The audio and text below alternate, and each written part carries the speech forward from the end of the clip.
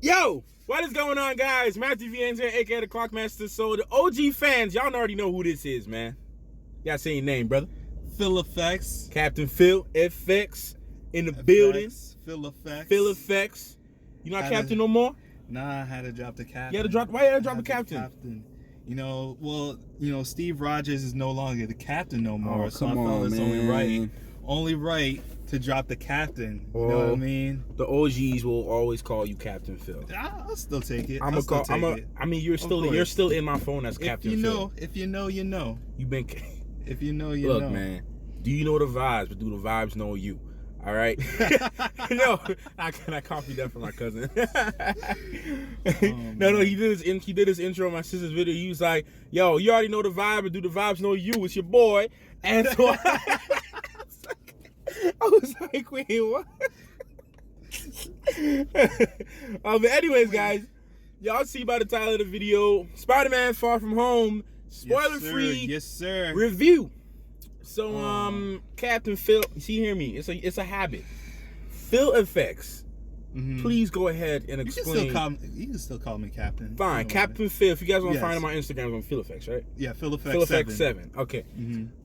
Go ahead, take it away, brother. It was a good movie. I would say that it was a good movie. It wasn't completely trash. You know what I mean? I thought it was a good movie. I felt like it was lacking a little bit more story. I would say a little bit more story, and like the way that they put it. So like the MCU, for the majority of movies, it's not just a superhero movie. It's like it has like another genre to it. Like for example, Ant-Man was not just a superhero movie; it was a heist film. Guardians of the Galaxy was like a space drama, a space opera. Civil War is like a political, political movie, right? Yes, very political. Yeah. What they do with Spider-Man, see, I don't want to spoil it by saying, like, it tried to go for like another drama, like you could say that. I mean, most people who've seen the trailers will know, right? Like a kind of like a romantic drama kind of thing. If you've seen the trailers, you know that's what they're hinting at. And I felt like it could have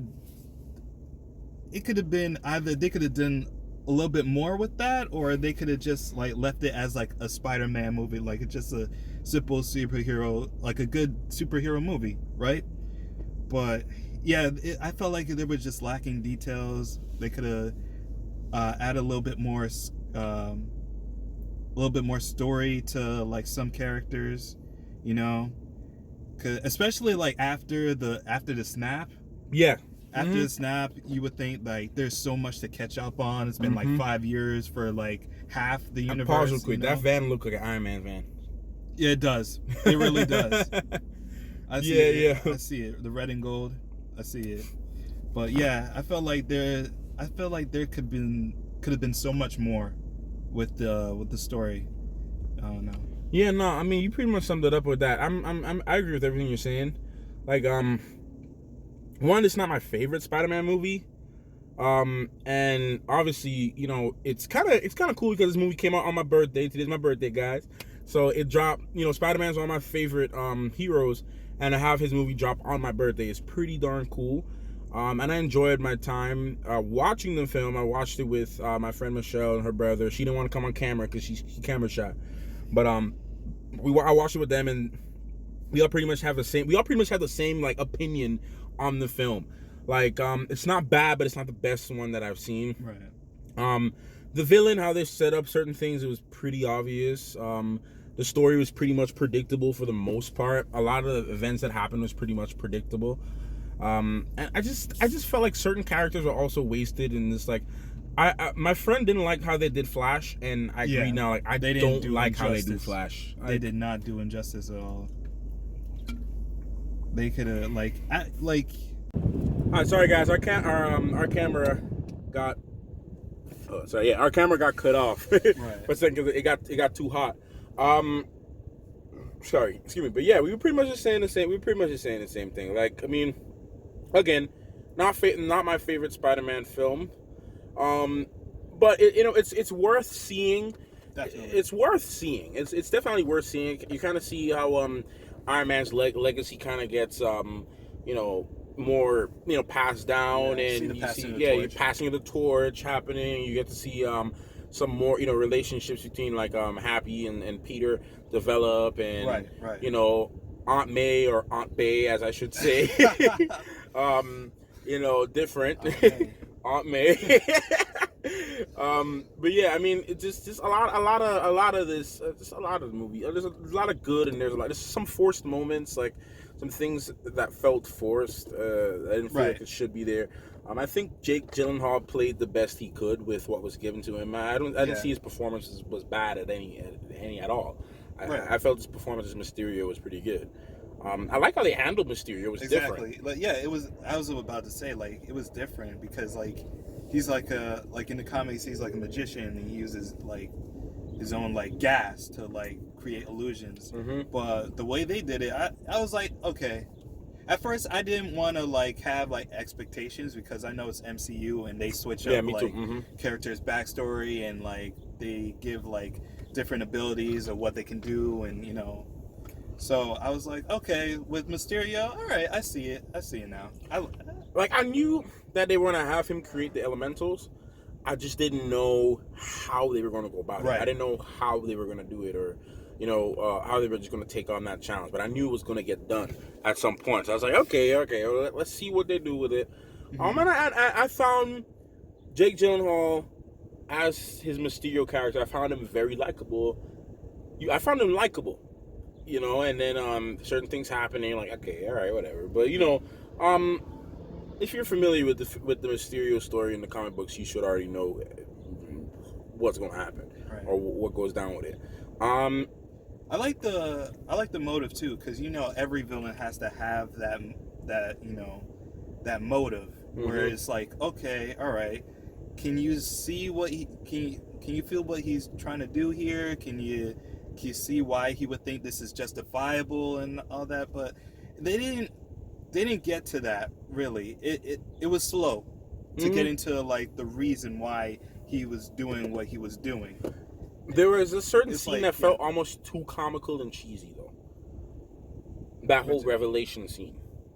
Okay, all right, yeah. Remember that one scene? Mm-hmm. Did you feel that it was kind of like over the top, or did you feel? Yeah, I felt it was like, It felt out of place. Yeah, you didn't really need it.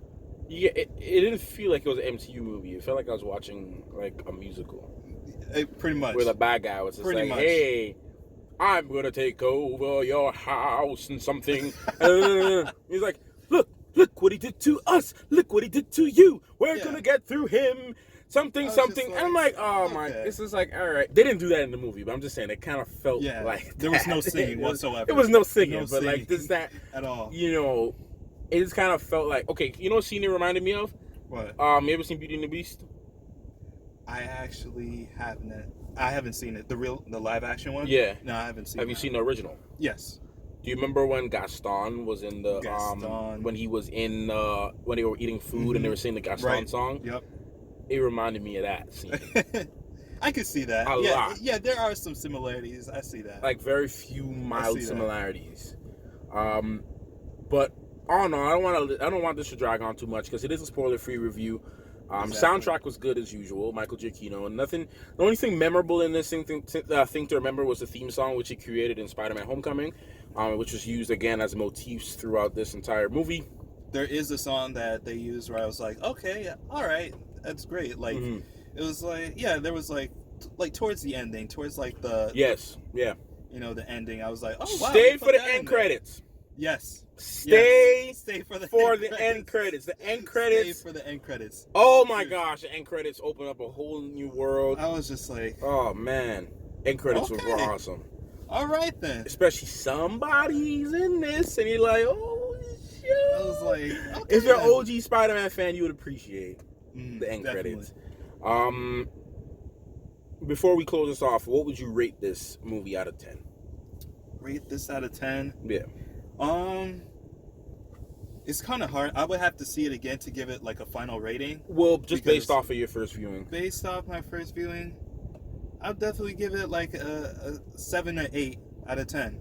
Cause like it was an MCU movie, and they weren't gonna make this completely trash. The visuals were great. I will say that the visuals were great. I like what they did, and yeah, story could have been a little bit more. You know, they could have cut some things out and like added a little bit more to some parts of the movie. But yeah, I would say 7 or 8 out of 10. Yeah, no, the visuals were really great. There's a lot of visual stuff that happened that was like, oh nice, this is dope. Exactly. This is cool. It was this couple scene, that one scene where just things kept changing, kind of reminded me of a scene from Doctor Strange. And I was like, oh man, okay, this is tripping me out. Exactly. I'm like, all right, okay, I like this. Like they did pull a Doctor Strange. Yeah, no, it was definitely not a bad film. I would give it about a 7 out of 10 right now. I know over time as I watch the film, though, I feel like it would bore me out. Over time, though, just because of certain pacing issues in the film. Right, definitely. But overall, I just wish, the MJ and Peter Parker stuff, I just wish there were more scenes of that to make it more realistic. Mm-hmm. You know what I mean? But other than that, I'd still say go watch it this week. It's an MCU film. Why not see it? It's ending the phase 3. It's phase 3 we're in, right? Phase 3, right? Phase 3. We're ending this entire... we're ending the Infinity Saga with this movie was like the last movie of the Infinity Saga. Okay? Even Kevin Feige and the Russos and all that said that. So they said it's going to be the last Infinity Saga movie, and the rest is just going to be all new content. So, anyways, guys, thank you so much for watching this video. Once again, it was nice doing the video with Phil. It's been a while. It's been a minute. All right? It's been a minute, man. Man's been in college, been working, been doing his thing. Nah, I got dusted. You know, and I came back. He got dusted. I was going to use the other word. He got blipped. Oh no!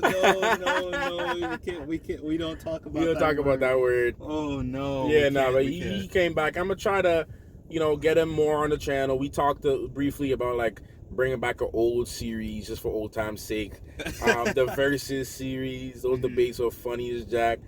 We literally did a Ninja Turtle versus Damian Wayne. That was the first one that we did. Oh no! I still remember the comments. Oh no! So yeah, we'll, whenever he has time and he's available and he wants to do it, we try to figure something out. But either way, I appreciate y'all for watching this video. Thanks so much for watching, Clockmaster and Phil Effects. Out. We gotta take a thumbnail real quick.